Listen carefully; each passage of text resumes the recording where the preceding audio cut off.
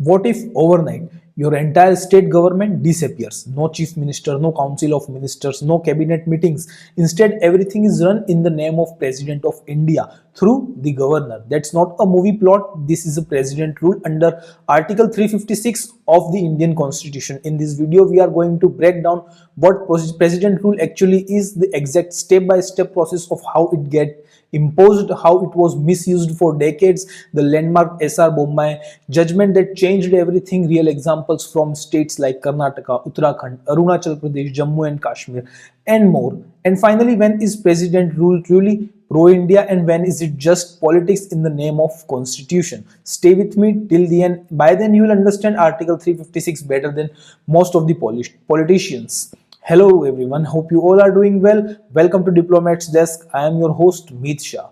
President's rule is not a small technical thing.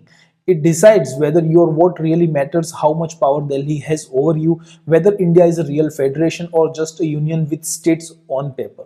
For decades, Article 356 was called a dead letter by Dr. B.R. Ambedkar, something that should almost never be used, but in reality it was used more than 90 times in the first few decades after independence, often to remove governments of opposition parties. The Sarkaria Commission found that maybe one-third of all president's rule proclamations were politically motivated. So, if you care about democracy, state autonomy, checks and balances, then you must understand exactly how president rule works. Let's quickly map the constitutional architecture. President rule is part of emergency provision in part 18 of the Constitution. Three key articles work together: Article 355, 356 and 365. So, Article 355, duty of the Union to protect states against external aggression, internal disturbance and ensure that state government function according to the Constitution. Now, Article 356, President rule: if a state government cannot be carried on in accordance with the Constitution, the President can step in. Article 365, if a state fails to comply with directions of the Union, that can be treated as a reason to say the government cannot be run constitutionally. In simple words, if the constitutional machinery in a state breaks down, the center can temporarily take over. But what counts as a breakdown? Is it a hung assembly? Is it a riot? Is it a defection and horse trading? Or is it simply that the party in power at the center doesn't like the state government? For years, that last option was misused. That is why the Supreme Court had to step in. We'll come to that. First, let's go step by step. Let's walk through the entire process as if we are watching it unfold. Step 1. Trigger some crisis in the state. Something serious happen in the state like a hung assembly after elections. No party can form a stable government. A government loses majority because MLAs withdraw support. Massive breakdown of law and order or serious communal violence. The state defies constitutional directions from the centers under Article 365. For example, Karnataka Bommai case, governor claimed the CM lost majority due to defections. Uttarakhand 2016 political crisis after rebels in the ruling party withdrew support. Arunachal Pradesh 2016 internal party disputes and a messy assembly situation. But remember, a crisis isn't automatically a constitutional breakdown. That's the key debate. Step 2. Governor's report. The governors usually play a central role here.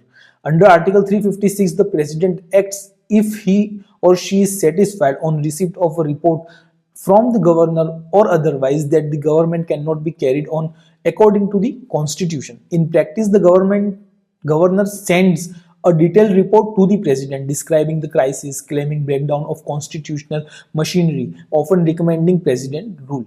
But the phrase or otherwise is crucial.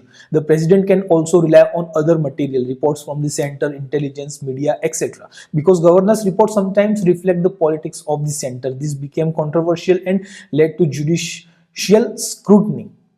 Step 3. President issues a proclamation. If the president is satisfied, a proclamation under Article 356 is issued. That proclamation can assume all or some functions of the state government, declare that the powers of the state legislature will be exercised by parliament, make other necessary provisions for running the state administration. The moment this happens, the CM and the Council of Ministers are dismissed. In many cases, the state assembly is either suspended or dissolved. From this point, the state is under what we call the president rule or state emergency. Step 4, parliamentary approval. This is where democratic control comes in. The proclamation must be approved by both houses of parliament within 2 months, otherwise it automatically lapses. If parliament approves, president rule continues for 6 months. For further extension, it must again be approved every 6 months. There is also a hard cap. Maximum duration is 3 years, but after 1 year extra conditions apply. There must either be a national emergency or the election commission must certify that elections cannot be held in the state. The 44th constitutional amendment strengthened these safeguards. This means president rule is meant to be temporary, not a permanent regime. Step 5, administration under president rule. Once in force, the governor runs the state on behalf of the president. Practical governance is via advisors, senior bureaucrats, central ministries. Parliament can delegate legislative power to the president, who then issues order for the state or can allow the governor to make laws via ordinances. In simple words, for that period, a state becomes more like a centrally administered territory. Now, step 6, end of president rule. President rule ends when the president revokes the proclamation. Can be done at any time. A new government is formed after a fresh elections or a new majority emerges in the assembly. Example, in Uttarakhand 2016, president rule was imposed but later revoked after a floor test and court intervention, and the elected CM returned to power. This shows president rule is not irreversible. Courts and parliament can pull the plug. Now, what actually changed on the ground? From a citizen's perspective, what does president rule feels like? First, no elected political leadership in the state, no CM, no council of members, decision taken by bureaucrats plus governor under central guidance. Second, police and administration becomes more centralized. Law and order is still a state subject but now controlled by a governor acting on behalf of the center. 3, legislation changes form. Instead of a state assembly passing laws, you may see parliament passing laws for that state or governor issuing ordinances. Then 4th, symbolic impact. It signals to the country and world that this state has failed to run itself under the constitution. 5th, political narrative war. Central government may say we saved the state from chaos. Opposition may say you killed federalism and democracy. This is why president rule is one of the most sensitive tools in the constitution. Now, misuse, Sarkaria Commission and SR Bommai, the turning point. For many years, president rule was used too casually. Early misuse, state ruled by opposition parties were dismissed when the ruling party at the center changed between 1950 and the late 1980s. Article 356 was invoked dozen of times, often on thin grounds. Some states spent literally years under president rule cumulatively. One analysis estimates about 30,000 plus days of total central rule across all states, an enormous figure. The Sarkaria Commission, set up to examine center-state relations, studied this and concluded at least 1/3 of president rule episodes were politically motivated. This is a very serious statement. Now let's understand. SR Bommai versus Union of India 1994, the game changer. Then this landmark judgment came. Key things the Supreme Court said. First, president's satisfaction is not beyond review. Court can examine whether there was relevant material. They can check if Article 356 was used for malified political reasons. Second, majority has to be tested on the floor of the House. You cannot dismiss a government just because the governor thinks it lost majority or rebel MLAs submit letters. The test must happen in the Legislative Assembly, not in a Raj Bhavan. If misuse is proven, the court can restore the dismissed government. That's a powerful deterrent against arbitrary action. Then Article 356 is for breakdown of constitutional machinery, not mere administrative failure. Bad governance, corruption, mismanagement, these alone are not reasons for president rule. Warning and dialogue first. Sarkaria and Bommai both emphasized Central should normally warn the state, give time to correct the situation. Only in grave emergencies skip this step.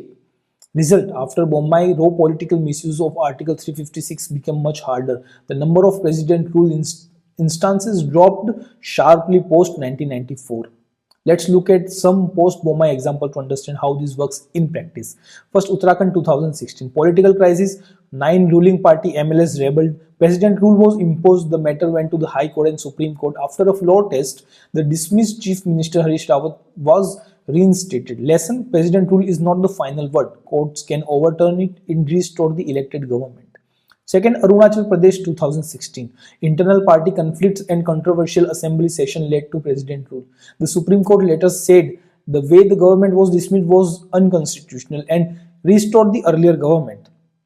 Lesson: Bommai is real. The court will check if Article 356 was properly used or abused. Then Jammu and Kashmir 2018 and 19.